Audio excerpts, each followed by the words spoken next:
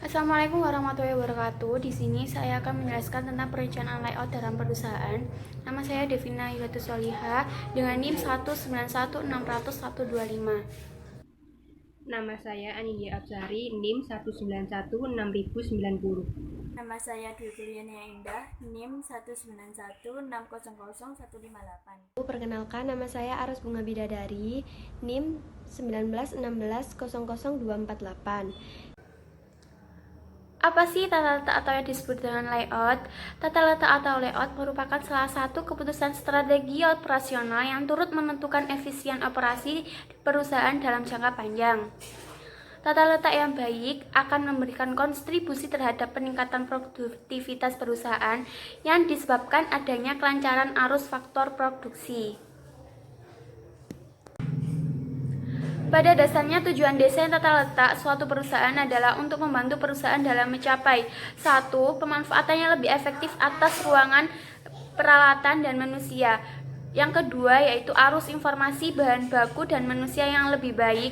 Yang ketiga memudahkan konsumen dan meningkatkan moral pegawai dan kondisi kerja yang lebih aman. Kasus pertama, mengapa perencanaan tata letak menjadi hal yang penting dalam manajemen operasi perusahaan?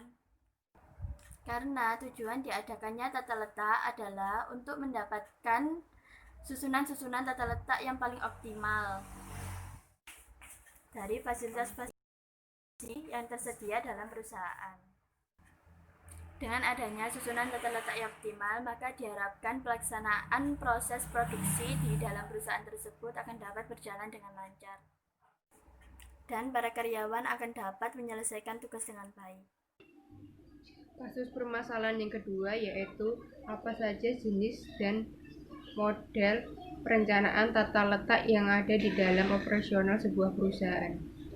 Ada 6 model dan jenis tata letak dalam operasional perusahaan. Yang pertama yaitu tata letak berorientasi pada produk, yang kedua tata letak yang berorientasi pada proses, yang ketiga tata letak tetap, yang keempat tata letak gedung atau warehouse layout, yang keempat tata letak kantor, dan yang terakhir tata letak retail.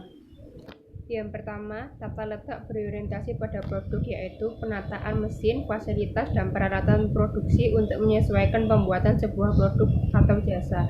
Yang kedua, tata letak berorientasi pada proses yaitu penataan tata letak, fasilitas, dan mesin atau peralatan produksi yang dikelompokkan menurut kesamaan fungsinya.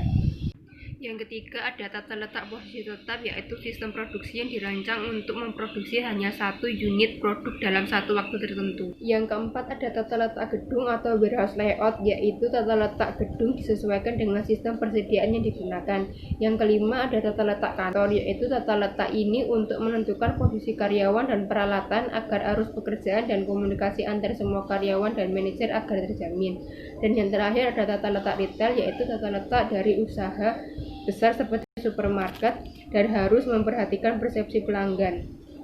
Kasus yang ketiga, yaitu apa yang menjadi dasar atas tujuan dilakukannya perencanaan tata letak suatu perusahaan. Yang menjadi dasar atas dibentuknya perencanaan tata letak suatu perusahaan meliputi yang pertama, peningkatan produktivitas perusahaan, yang kedua, efektivitas penggunaan ruang pabrik, yang ketiga, tingkat penggunaan tenaga kerja pabrikasi, dan yang terakhir, yaitu mengurangi kendala kelangkaan proses produksi.